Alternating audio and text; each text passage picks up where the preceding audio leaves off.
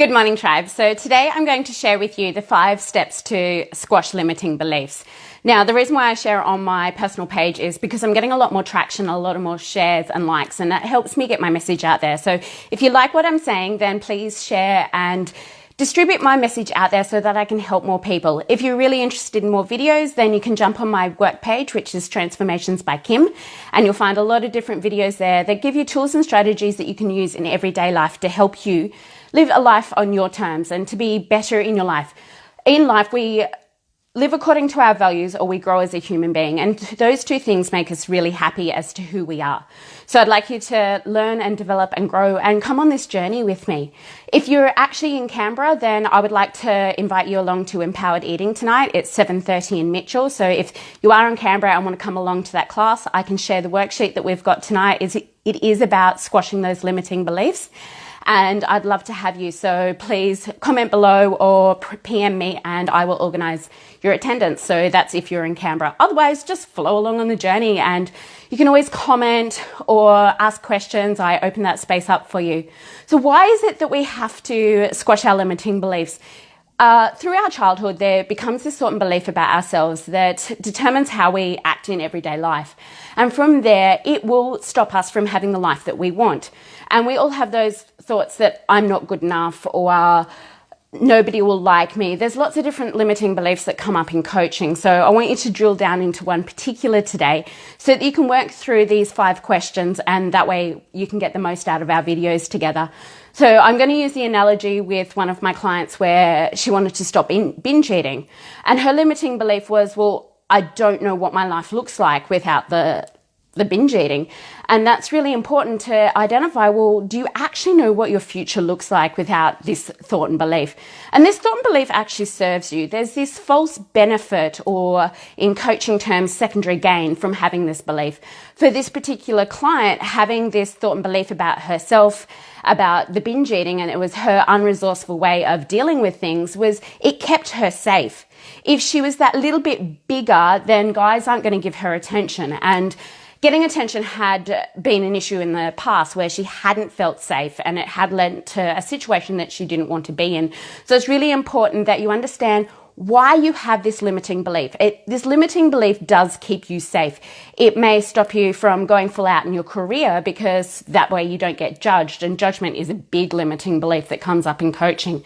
I just want to say hi actually to a few people. There's Deanne, Luanda, Glenda. Thanks for jumping on the video, and I'd love to hear your feedback, and if you could share this, I'd really appreciate it. So back to this limiting belief about, I don't know what my life looks like without binge eating. So the first question is it true? Do you actually know what your life looks like without this limiting belief? Don't get wrapped up in the story. It's just a simple yes or no question. So do you know? And then, is it absolutely true? I asked this client, so you binge 24/7, don't you? It's like, no. Okay, so it's not absolutely true. And you do have better ways of dealing with your stress and your behaviors and your limiting beliefs. And then what happens? I asked this client, what happens when you believe this to be true? And she's like, well, I spiral out of control. I'm moody. I'm not there for my partner. I don't show up to work in a good headspace. It affects everything in my life and all my situations, and my head just spirals. So then when you ask yourself that question, what do I believe that is true? Ask yourself, what unresourceful behavior do you indulge in? So what is that obsessive behavior? And this particular client we're talking about is binge eating, but it could be binge shopping, it could be gambling, it could be alcohol, it could be lots of different things. We all have a vice, and if we don't deal with our stresses in an emotional, intelligent way, then you'll resort to old behavior. So then, who would you have to be without that thought was my next question. So if she was someone that didn't have binge eating, who would she be? And it starts to get you to visualize, what does your life look like without this habit? And particularly modeling excellence. NLP is based on modeling excellence. So I found someone in her life that doesn't binge eat. And who is that person? Well, they're confident. They go out into the world and just chase down their dreams. So it started to get her to open up and really think about, well, what would my life look like? And if I can find that one person that doesn't have that thought and belief, then anything is possible. And then I wanted her to give me 3 examples of the exact opposite of the binging behavior. So for her, it was, okay, I'm not good enough. That was the driving factor of this whole binging behavior, that limiting belief. Well, her partner loves her. Last year, she went for a promotion and got it. So, of course, she must be good enough.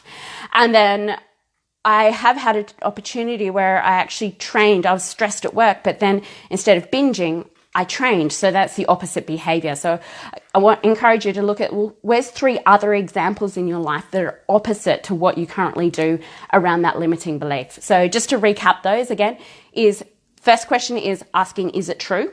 Second question, is it absolutely true? Most of the time it's not. And then what happens when this thought and belief happens? What obsessive behavior is part of that? And that's all part of that one question for number 3. And number 4, who would I be without this behavior? So start to model excellence and find those people in your life that don't have that undesired behavior. And then give 3 examples in your life that is the exact opposite. So I hope this video has helped you. Comment below, ask any questions. If you're in Canberra, I'd love to see you tonight. Just flick me a message and I would love to help you further. See you later.